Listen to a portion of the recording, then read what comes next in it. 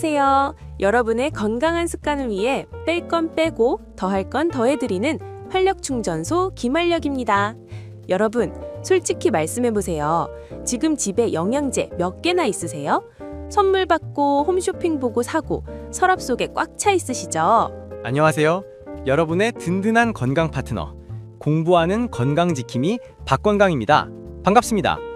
사실 요즘은 영양 결핍보다는 영양 과잉이 더 무서운 시대입니다.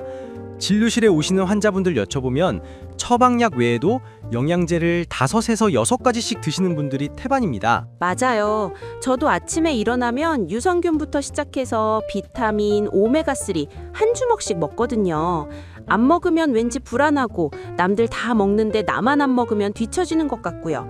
근데 이게 오히려 독이 될 수도 있다면서요? 네, 그렇습니다. 몸에 좋으라고 먹은 영양제가 오히려 우리 몸의 해독 공장인 간을 망가뜨리는 원인이 될 수 있습니다. 이를 의학적으로 독성 간염이라고 하는데요. 실제로 원인 불명의 간 수치 상승으로 병원에 오시는 분들의 상당수가 무분별한 영양제나 농축즙 섭취 때문인 경우가 많습니다. 세상에, 건강해지려고 먹었는데 간염이라니요? 너무 억울하잖아요. 그럼 도대체 어떻게 먹어야 안전한 건가요? 다 갖다 버려야 하나요? 무조건 버리는 게 능사는 아니고요.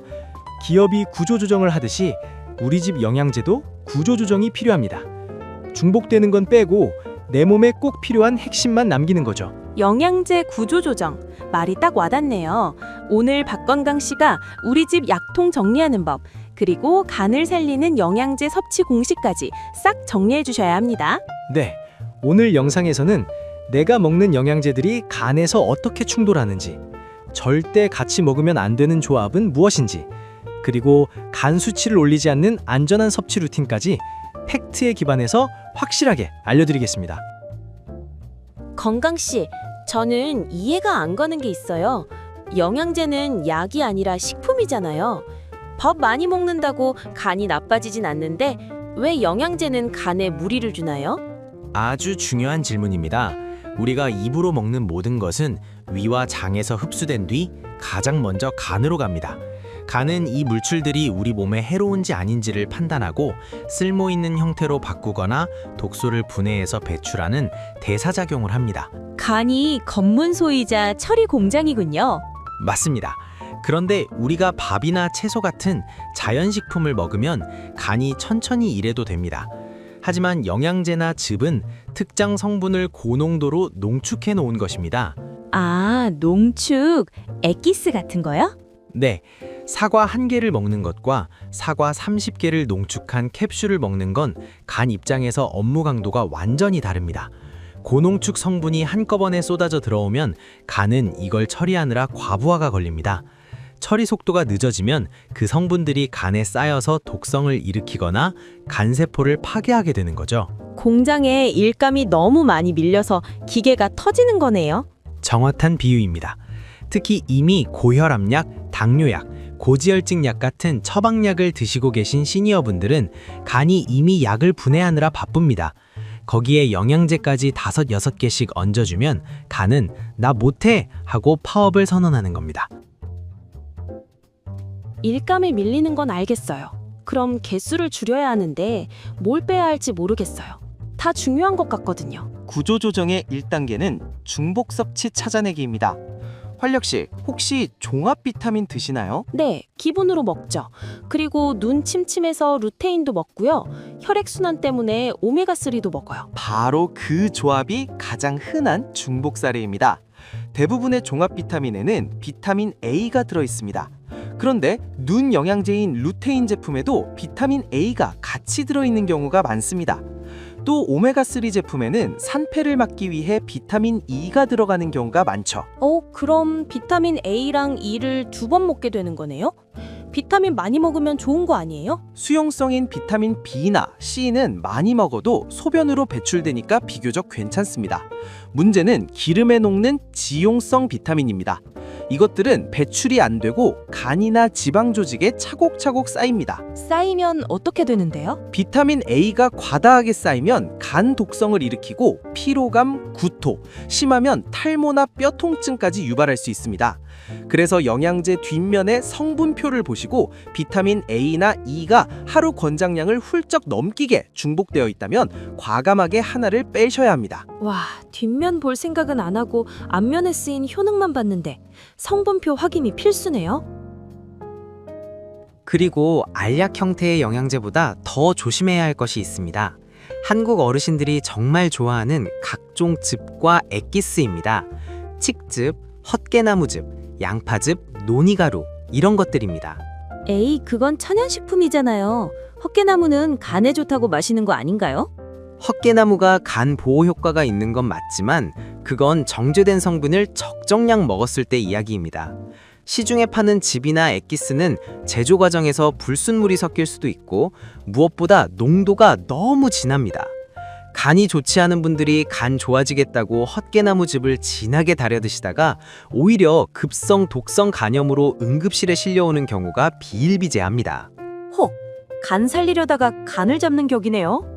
네, 특히 무슨 환이나 정체를 알 수 없는 약초 달인물은 정말 위험합니다. 성분 함량을 정확히 알 수 없기 때문이죠. 간 수치가 조금이라도 높거나 간 질환이 있는 분들은 의사와 상의 없이 절대 이런 농축 액기스를 드시면 안 됩니다. 그냥 원물, 그러니까 과일이나 채소 그대로 씹어 드시는 게 간에는 가장 안전합니다. 누가 먹고 효과 봤다더라 하는 말만 듣고 따라 먹으면 절대 안 되겠어요. 내 간은 내가 지켜야지. 영양제 구조 조정할 때 꼭 체크해야 할 게 하나 더 있습니다. 바로 평소에 드시는 진통제와의 궁합입니다. 활력 씨, 머리 아플 때 편의점에서 사 먹는 진통제 있죠?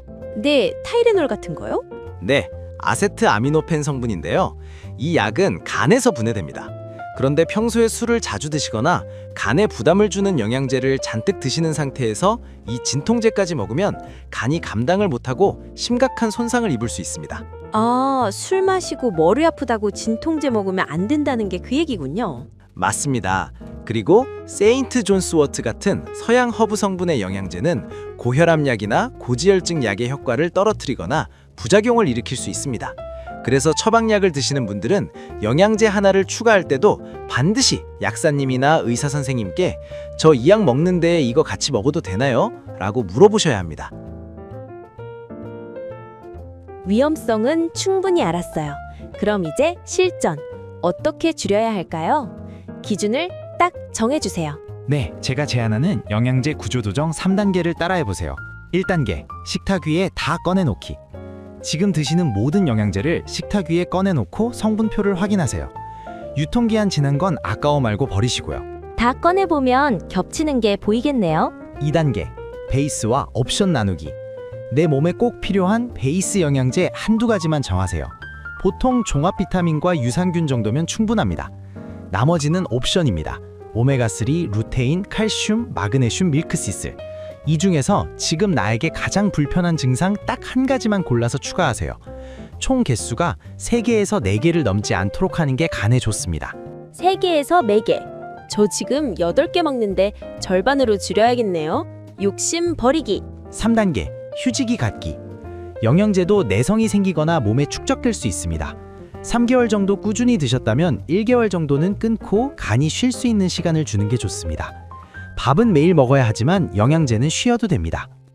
아, 간한테도 휴가를 줘야 하는군요. 3개월 먹고 한 달 쉬기. 이거 기억하기 좋네요.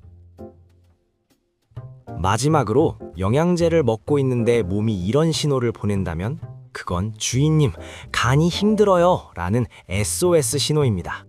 즉시 모든 영양제를 중단하고 병원에 가셔야 합니다. 어떤 신호인가요? 극심한 피로, 자고 일어났는데도 몸이 천근만근이고 기운이 없다. 소변 색깔, 물을 잘 마시는데도 소변이 진한 갈색으로 나온다. 황달, 눈 흰자나 피부가 노랗게 변한다. 가려움증, 이유 없이 온몸이 가렵다. 이런 증상이 나타나면 영양제가 독이 되고 있다는 증거입니다. 콜라색 소변. 무섭네요. 몸이 보내는 신호를 무시하면 안 되겠어요. 오늘 영양제 구조조정 이야기 들으니까 속이 다 시원하네요. 그동안 좋다는 거 다 챙겨 먹느라 돈은 돈대로 쓰고 간은 간대로 힘들게 했어요. 오늘 집에 가서 싹 정리하고 딱 3개만 남겨야겠습니다. 아주 현명한 선택입니다. 오늘 내용을 핵심만 콕 집어 다시 정리해드리겠습니다. 첫째, 지용성 비타민의 중복 섭취를 피하세요. 둘째, 농축된 즙이나 액기스, 환은 간에 큰 부담을 주니 주의하세요. 셋째, 영양제는 3가지에서 4가지 이내로 줄이고 주기적으로 휴지기를 가지세요. 여러분, 건강은 더하는 것보다 빼는 게 더 중요할 때가 많대요. 과유불급, 넘치는 건 모자란 것만 못하다는 말, 영양제에도 딱 맞는 말이네요. 오늘 저녁엔 영양제 대신 신선한 채소 반찬 하나 더 드시는 건 어떨까요? 네, 우리의 간은 묵묵히 일하지만 한계가 있습니다. 영양제라는 짐을 덜어줄 때 여러분의 간은 비로소 숨을 쉬고 본연의 회복력을 되찾을 것입니다. 비움으로써 채워지는 건강, 오늘부터 실천해 보시길 바랍니다. 저희는 다음 시간에도 여러분의 건강을 지키는 지혜로운 정보로 찾아오겠습니다. 여러분, 오늘도 가볍고 활력 넘치는 하루 보내세요. 안녕! 현명한 뺄셈으로 건강을 더하십시오. 감사합니다.